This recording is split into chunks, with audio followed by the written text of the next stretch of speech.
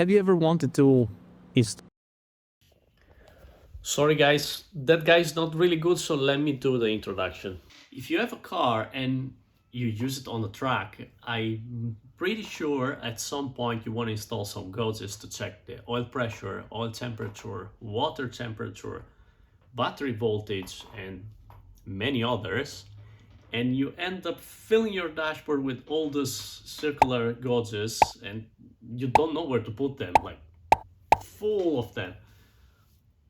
Well, I might have the solution, and that guy of before will tell you more. So what do we have here? Yeah, it's basically, you would say it's basically a screen with a USB, a knob, there's 3D printed body. Seems nice, no? So with this, you can forget about the problem of installing all the gauges. Where do I put it? Where would I install them? You just did this. It's basically a readout for all the sensor you might want to install in the car. And let's see what's in here. So we have the fuse, of course, to protect the circuit.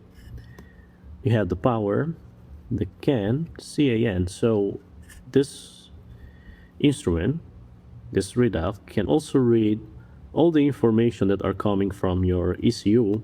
And I don't remember which ECU is compatible. Maybe I will list it here. But I think this guys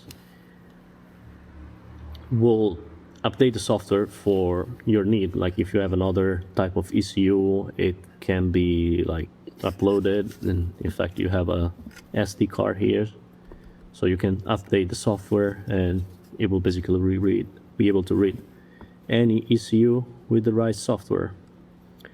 So anything that can come from the ECU, so any information, pulse pressure, the temperature that will resistor, the advance of the ignition, anything.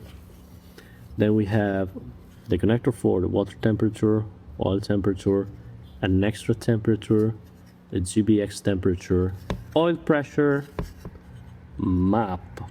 Very nice. I will talk about this later. And then expansion, which I actually don't know what expansion is. I will write it here. The LED, this will command the shift light, like in the Formula 1, and you can choose the color of the shift light, at which RPM it will saturate, and it will tell you to change gear because it will flash and all this cool stuff. What I was forgetting to say, to install this, you need one DIN place, the old radio. I mean, you can also install it if you have a bigger space. You just need the 1D frame and space to install it, of course. This is it, and we will install it. I will have to drive to my mechanic and we will install it and test it, so stay there. Sometimes I question the choice I made in my life, but good morning, it's 6:30 a.m. It's freezing. Let's go install the DINstrument, as they call it.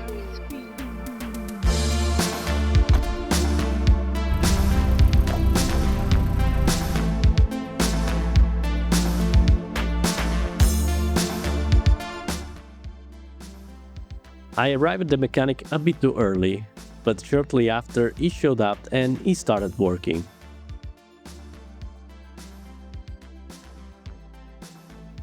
After draining the coolant, he installed the water temperature, the oil temperature and oil pressure sensors. I discovered they are working on an instrument to install in a race car. This one. Cool stuff. Coolant in again, and we were ready to go.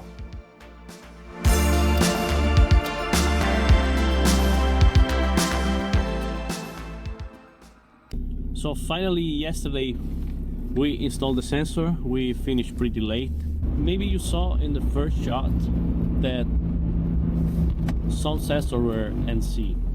This is because the sensors are linearized after a certain temperature and they don't read like below 5 degrees. And this is because to make the sensor precise at the correct range of temperature.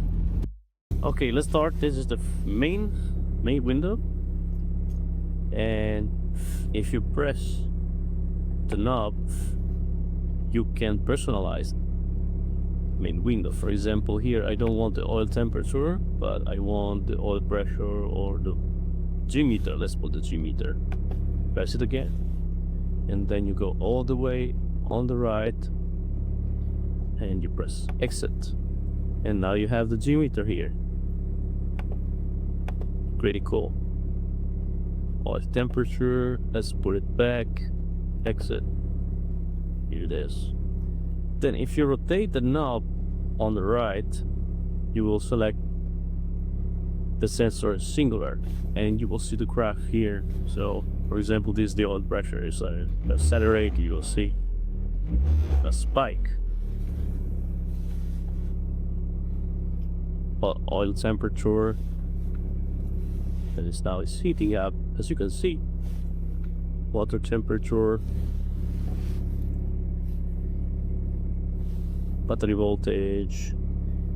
This I don't have because I don't have a ECU, a readable ECU. And then finally the G meter, which I think is pretty cool.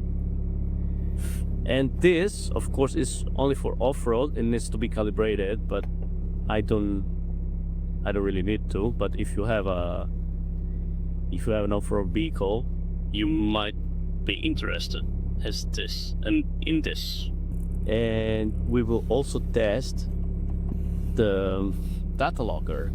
So I will bring the computer here and try to see if we can download the Excel file where we can see the drive we're taking now. Okay, the computer is connected. Let's see. Oh yeah. Okay, the value that I'm getting are somehow strange. So as you were seeing from the video, I noticed something wrong in the Excel file from the log, and there was actually something wrong. I contacted the guys and they sent me an update for the DINstrument, and now let's see if it works.